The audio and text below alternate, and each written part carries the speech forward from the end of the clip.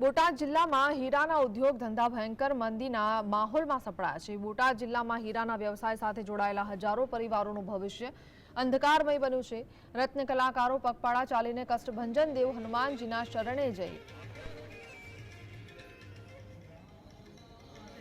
મંદીના માહોલમાંથી ઉગારવા વિનંતી કરી હતી। ઉલ્લેખનીય છે કે બોટાદ જિલ્લામાં હીરાના 1500થી વધારે નાના મોટા કારખાનાઓ આવેલા છે અને બોટાદ જિલ્લામાં 70,000 જેટલા લોકો આ હીરાના કારખાના પર રોજીરોટી મેળવવા આધારિત છે।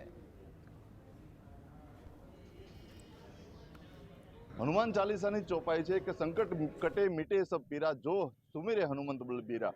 આજે હનુમાનજીના શરણે બોટાદ ડાયમંડ એસોસિએશન જઈ રહ્યું છે। રત્ન કલાકારો, વેપારીઓ, તમામ હીરા સાથે જોડાયેલા તમામ લોકો આજે પદયાત્રા કરી હનુમાનજીના શરણે જઈ રહ્યા છે। ત્યારે આપણે એમને પૂછવાનો પ્રયત્ન કરીએ કે આજે દાદાને તમે દર્શન કરવા માટે જઈ રહ્યા છો અને કેવી માંગણી, કેવા પ્રાર્થના કરશો?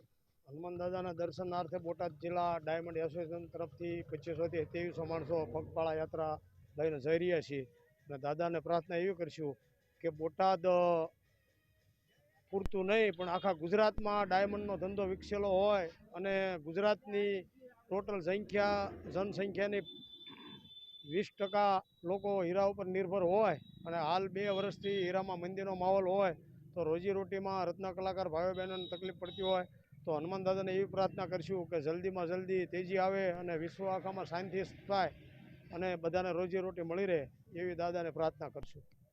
ચોક્કસથી બીજા અન્ય એક રત્ન કલાકાર છે, આપણે એમને પૂછીએ કે જે અત્યારે હીરા સાથે જોડાયેલા તમે વેપારી છો, અત્યારે હીરા મંદીનો માહોલ છે, દાદાને કેવી પ્રાર્થના?